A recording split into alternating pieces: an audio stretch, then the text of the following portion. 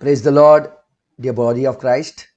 My dear brothers and sisters, a very, very warm welcome to each and every one of you in the mighty, mighty name of our resurrected Savior, Lord Jesus Christ. Today's topic is the first part. I'll be having many parts in this.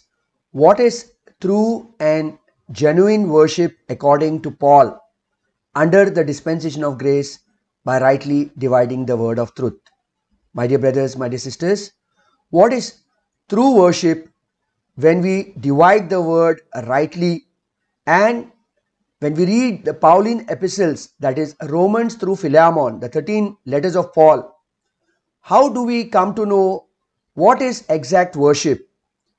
Is worship today something what we see, someone taking the guitar, playing the keyboard, playing any musical instrument, and people moving in an emotional way? We see when we divide the word rightly, 2 Timothy chapter 2 verses 15, Paul very clearly says, if we open up the Bibles and if we read 2 Timothy chapter 2 verses 15, we very clearly see over here Paul saying, study to shew thyself approved unto God, a workman that needeth not to be ashamed, rightly dividing the word of truth. My dear brothers, my dear sisters, we see Paul speaking 3 times saying my gospel.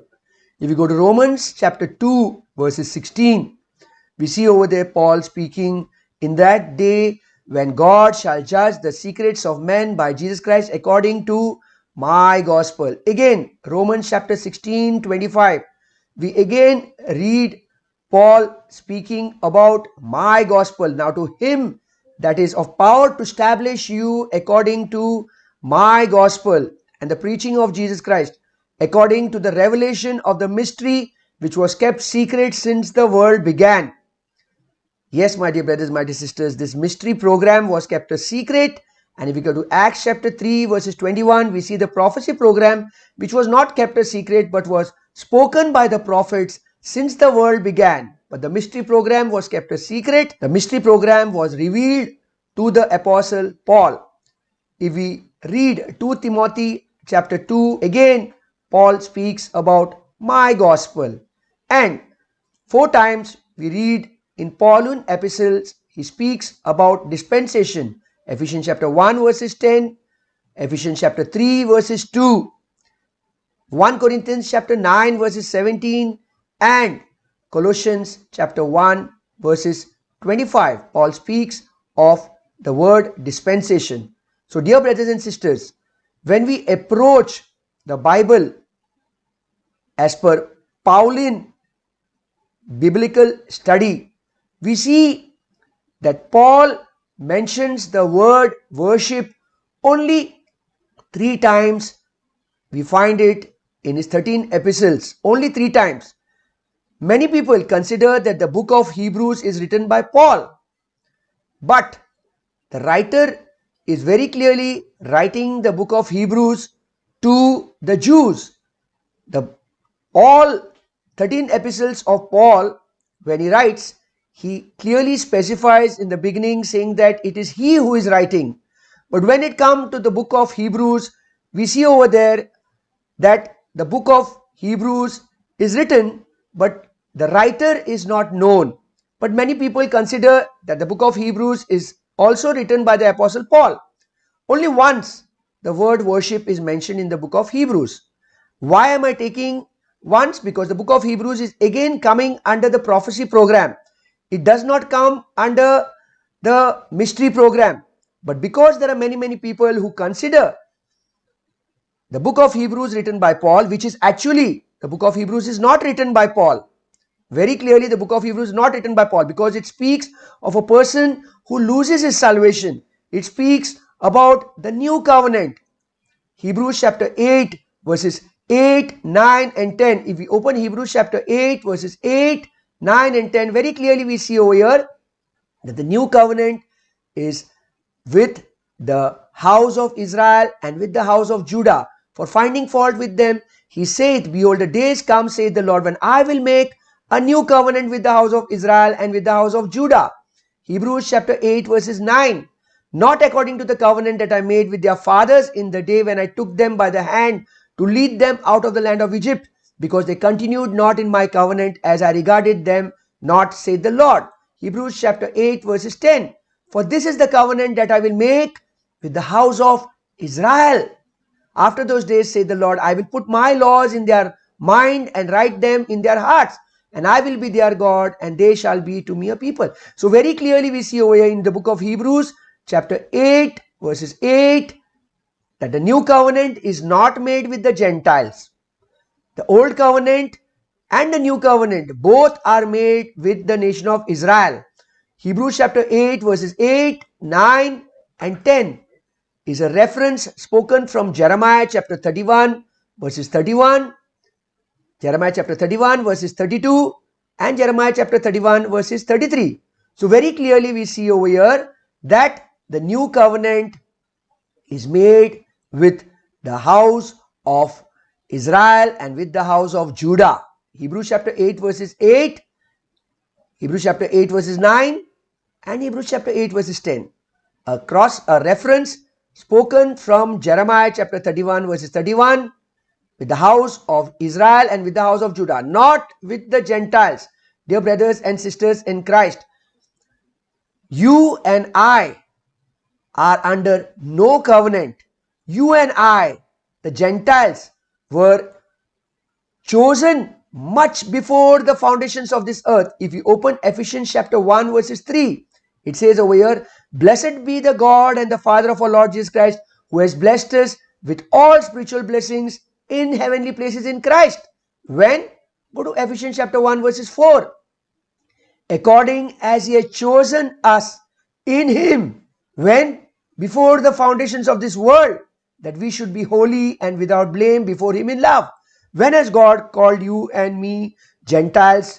He has called you and me, he has chosen you and me much before the foundations of this world, my dear brothers and sisters.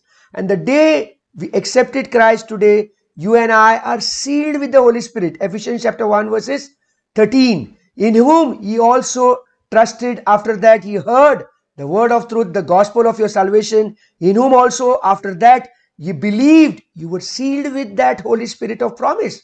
So dear brothers and sisters, today's topic, what I am sharing is the worship that we see today happening around us, emotional, euphoric worship, the same worship that Paul speaks in his 13 epistles. We read the word worship only 3 times in the Pauline epistles and once in the book of Hebrews. If there are people out there who consider that Paul has written the book of Hebrews, in fact, Paul has not written the book of Hebrews. The book of Hebrews is addressed to the Jews and under the dispensation of the prophetic program. It is not under the mystery program, because it speaks about the Jews who are liable to lose their salvation. It speaks about willful sin. Hebrews chapter 10 verses 26 to 29. Very clearly it's speaking of trampling of the blood of Jesus Christ of the new covenant. And as I spoke to you earlier, Hebrews chapter 8 verses 8, 9 and 10, the new covenant also had laws. The new covenant also had laws, and the new covenant is with the house of Israel and the house of Judah, not with the Gentiles. So let us proceed further. Today, dear brothers and sisters in Christ, according to Ephesians chapter 1 verses 4, it says that you and I are chosen in Christ before the foundations of this world. And the moment we have accepted Christ, we are sealed with that Holy Spirit of promise. Ephesians chapter 1 verses 13. So today, where are you and I? Spiritually, in our spirit, if we read Colossians chapter 3 verses 1, 2 and 3, it says over there, if ye then be risen with Christ, seek those things which are above, where Christ seated on the right hand of God. So Jesus Christ is sitting at the right hand of God. If you go to Colossians chapter 3 verses 2, Paul is telling, set your affections on things above, not on things of the earth. So because Jesus Christ is seated at the right hand of God, Paul is saying, set your affections on things above, that is on the heavenly things, not on the earthly things. And Colossians chapter 3 verses 3, Paul is saying, for you are dead. You and I are dead in Christ, and your life, my dear brothers, my dear sisters, and my life is hid with Christ in God. That means how much close Jesus is to the Heavenly Father, that much close are you and I close to the Heavenly Father. There is not 1 millimeter difference. You cannot say that Jesus is more closer to the Father and we are not closer to the Father. No, no. For you are dead and your life is hid with Christ in God. Right now, Jesus is seated at the right hand of God. You are there in Christ. You are there in God. So, dear brothers and sisters, let us come to the topic. If we read the Pauline 13 epistles, Romans to Philemon, Paul uses the word worship 3 times. And once the word worship is used in Hebrews. I will take that for the benefit of doubt of those people who think that Paul has written the book of Hebrews.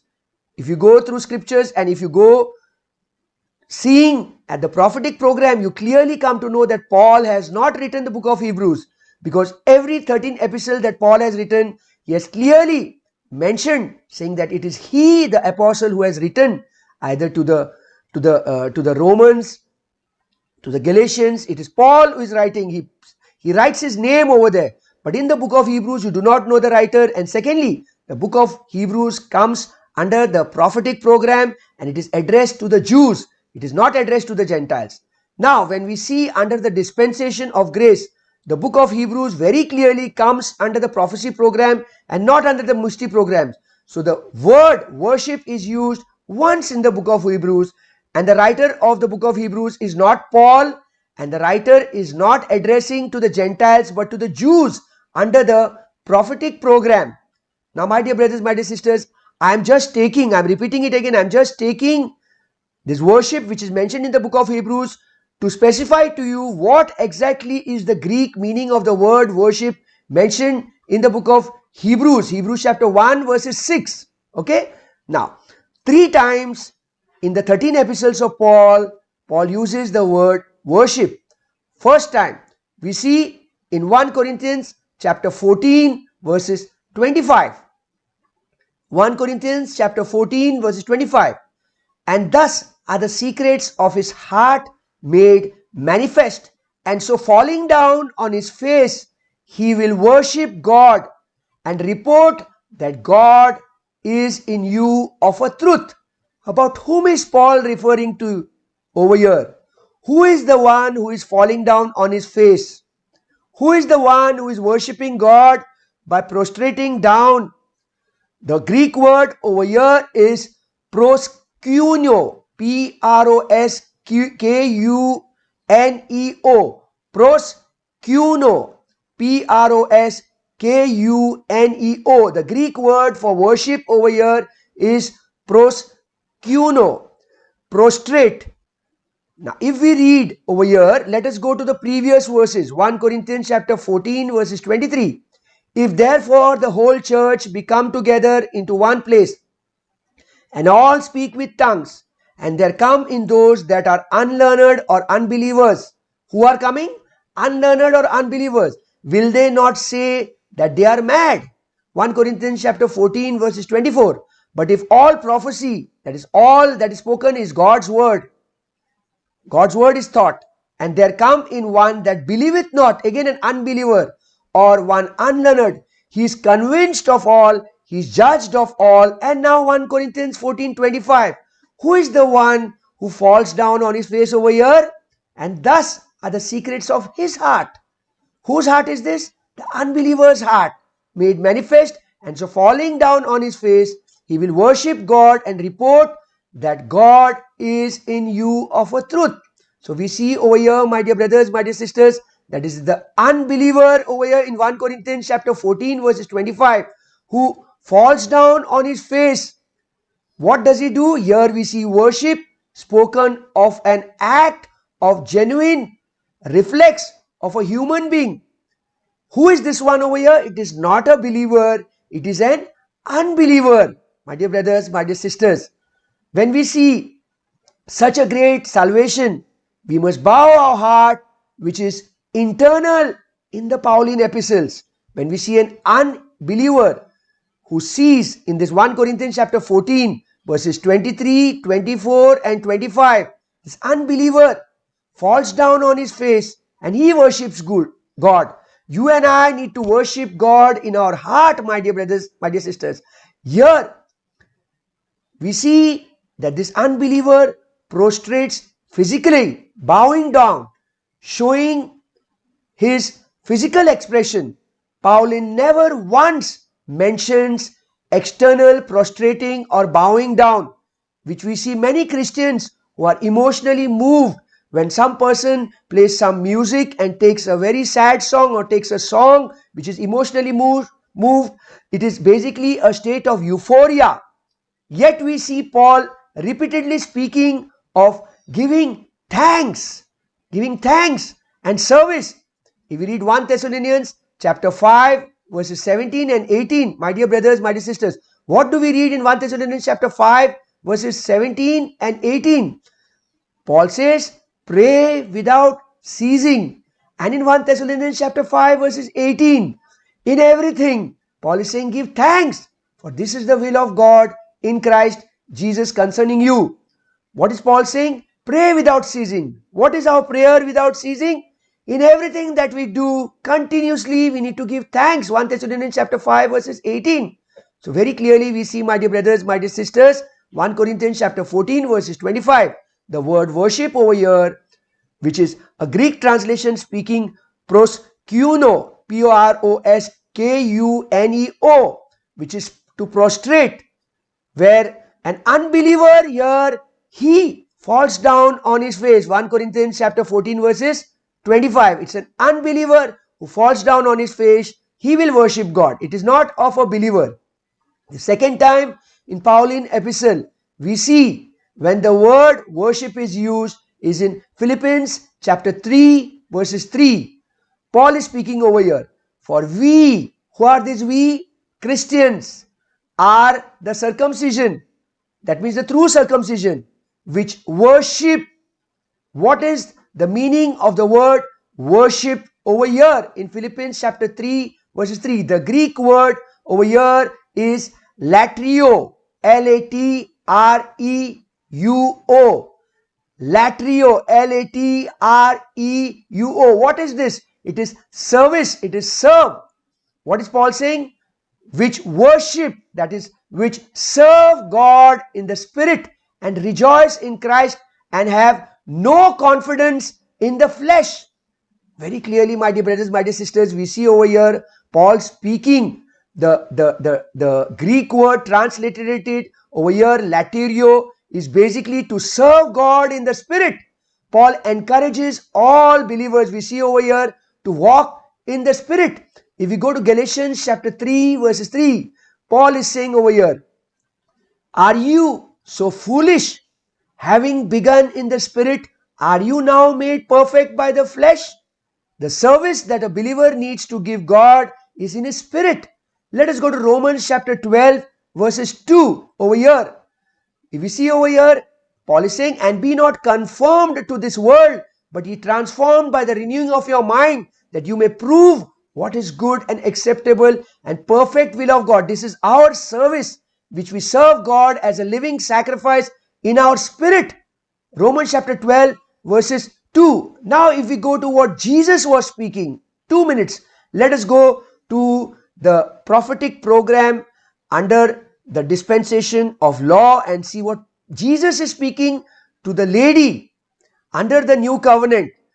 He speaks over here in John chapter 4 verses 20. Jesus is saying, our fathers worshipped in this mountain, and ye say that in Jerusalem is the place where men ought to worship. You see today what people are doing. They go to a certain place and they start worshipping God. They're saying we are worshipping God. Christians fall down on their face. Whereas we clearly saw in 1 Corinthians chapter 14 verses 25, it is an unbeliever who falls down on his face. Unbeliever, when he sees the word being prophesied according to 1 Corinthians 14:24. But if all prophecy and there come in that believeth not, that is an unbeliever or one unlearned, he is convinced of all, he is judged of all. And 1 Corinthians 14:25, it does not speak of a believer falling on his face, but it speaks of an unbeliever who falls down on his face. So my dear brothers, my dear sisters, let us go back again to John chapter 4 verses 20. Jesus is telling this Samaritan woman that our fathers worshipped in this mountain, and ye say that in Jerusalem is the place where men ought to worship. That means a place. He's talking of a place. Go to verse 21. Jesus saith unto her, Woman, believe me that the hour when you shall neither in this mountain nor at Jerusalem worship the Father. Verses 22, he's saying, Ye worship, ye know not what we know, what we worship. For salvation is of the Jews. See here, he's speaking under the prophetic program, speaking to the Jews, how they need to worship. But when we come to the Pauline epistles, we clearly see that the word worship is used only 3 times in the Pauline epistles, my dear brothers, my dear sisters. Further on, if we go to see John chapter 4, 23, but the hour cometh, and now is when the true worshippers shall worship the Father in spirit and in truth.